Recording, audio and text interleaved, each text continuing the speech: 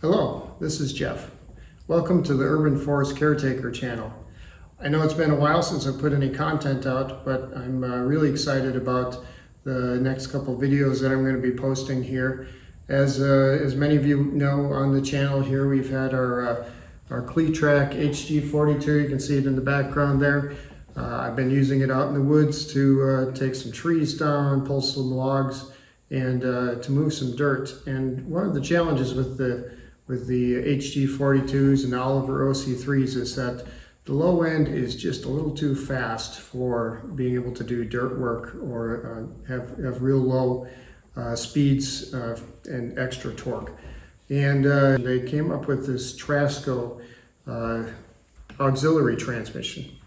And I have a reproduction of one here. It's basically a bell housing with some modifications and a Model A transmission. And this design is intended to be able to go in between the engine and the existing transmission. And the net result is that we'll be down to about 25% of the ground speed when this is in low gear and the other transmissions in low gear, which is going to be a huge difference. So I'm looking forward to going through this journey with you. We're going to start off by taking the fenders off and gas tank and the hood, and we'll get a few things exposed there, and then we'll start to walk through the journey.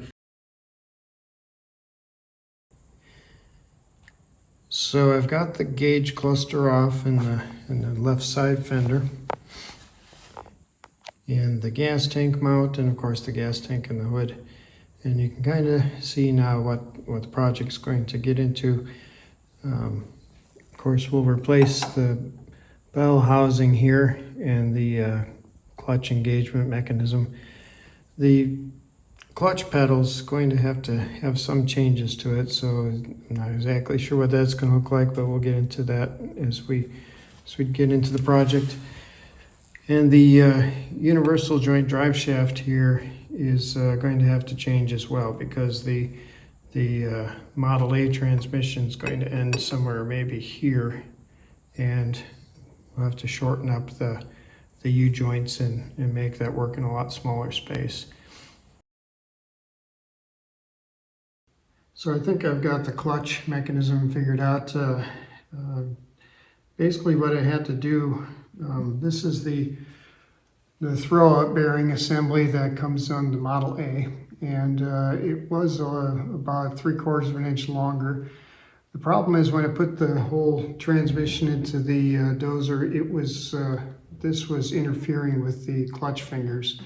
And so if I had tightened this down completely, it would have released the clutch and it would have never been able to engage. So I had to back off the distance here. And to do that, I basically cut down the length of this bearing assembly. And then instead of having the fork pushing on this side to engage it with the clutch, I welded in some fingers here so that now it can push against those to engage it in the clutch. So that's engaged, basically activating the clutch so it releases from the flywheel. And then I left these fingers in here because now I can use the fork to pull it back. One of the challenges with the original design is there was a spring here that had to be connected with a little spot right here, and really difficult to get in. So now with the fork in there, I should be able to move it both in and out. So I'm just going to throw this together so you can see how it goes. So that slides onto there. I'll go ahead and put the fork in place. Pretty tight fit. I need to loosen that up a little bit. And then I've got a rod that goes through the top here. Now this was an existing hole with the existing bell housing. There's a couple of set screws that go into here, and now you can see how the mechanism moves in and out with the motion of this rod. So hopefully that will work. I'm going to go ahead and mount it on the tractor and we'll see how it goes.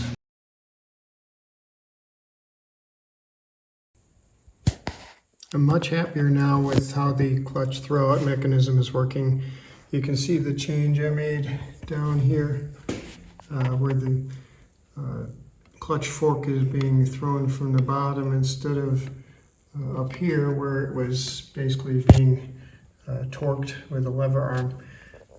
Throwing it from the bottom seems to be much more stable. It actually gets back to how they originally designed the clutch throwout mechanism in the Cletrac. The challenge was the space that's taken up now by this Model A transmission is where that linkage would have been running, and so it had to kind of come in from the side instead. So in order to make the clutch pedal work under this new configuration, I actually had to kind of realign the linkage and bring it over to the left here. Added on a extension onto the clutch pedal and a lever arm, and basically the geometry is identical to what was there before. So really happy with that. It seems to work quite well. I can engage it. It reaches the stop down on the bottom, and I've tested the transmission to make sure that the clutch actually does what it's supposed to. So now on to the next part of the project. You can see here the small amount of space I've got between the transmission, the low drive transmission, and the regular transmission over here. So what I've got here are Model A universal joints with half of it disassembled. And you can see that fits onto that shaft there. And the idea here is that I can kind of build the universal joint and the propeller shaft right on the machine. So now that those are on there, I've got to basically bridge these together. And I had a friend build some parts that I designed. You can see this is meant to go between these two here. It's a 3D printed model. I wanted to make sure it was going to fit first before I went through all the machining, but I've inserted the bearing holders there, and basically the idea here is that this will go right on these two universal joints. And then there's another one for the other side, right here.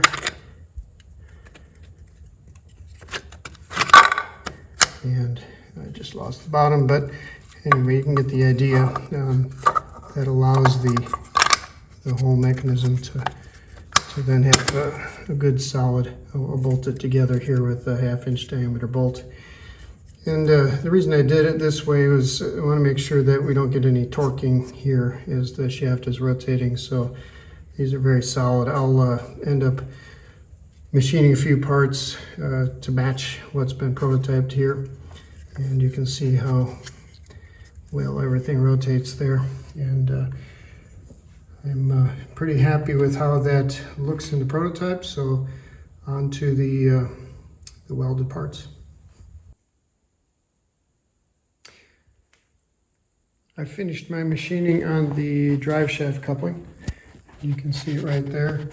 It pretty much turned out as a copy of the prototype parts that were made out of plastic with the 3D printer. Everything seems to work quite well on it. You can see it rotates freely. It's got clearance for the mounts for the guard that's going to go over here. I'll need to remake that because the previous guard, of course, went out a little further and it just needs to go this far. So we'll work on that next. But I've also mounted the gas tank mount.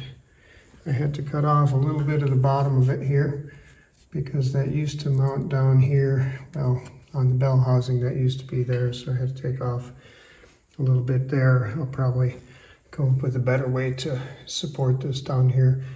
But you can also see the shift towers in place. The shift lever was on there just a little bit ago, and it kind of interfered with that part of the gas tank mount. So what I'm going to do here is just put in a black pipe, a piece of 3/8 black pipe elbow, and that'll give me a good transition from being straight up out to about a foot or so that I can shift it. Really only need to shift it from high to low.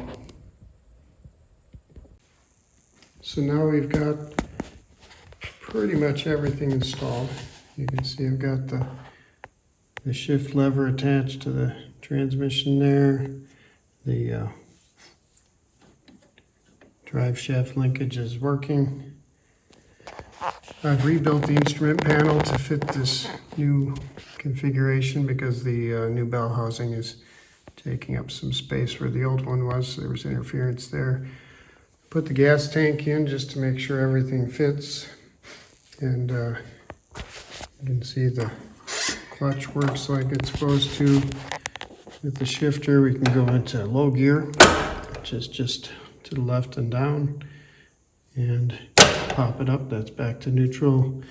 High gear is to the right and down, and that's all there really is. By putting plugs in these holes, it keeps the shifter from getting up into reverse and second gears, so that's kind of nice.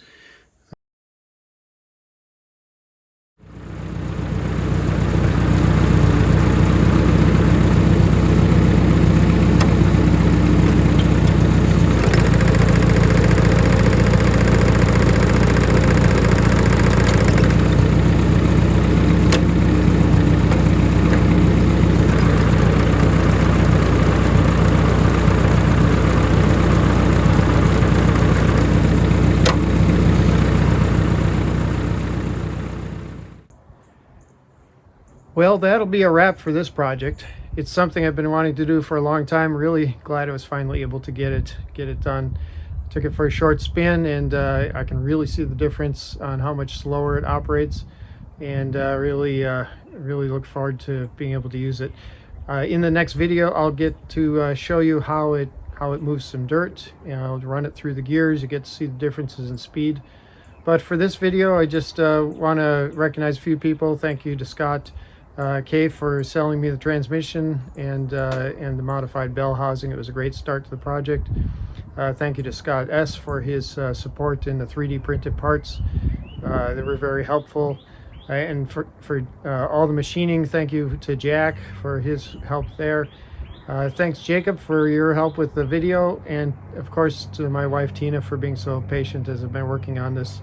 It's been about a 3-month project, about 100 man hours put into it, and I certainly hope it's going to prove its worth. You know, the only thing I would change, Dick Walcott had a 2006 publication on installing an aux transmission in an OC3, and you know, in that document he showed a lever arm for moving the clutch throw-up bearing, and it basically torqued from the top, and I changed that design to have it push from the bottom.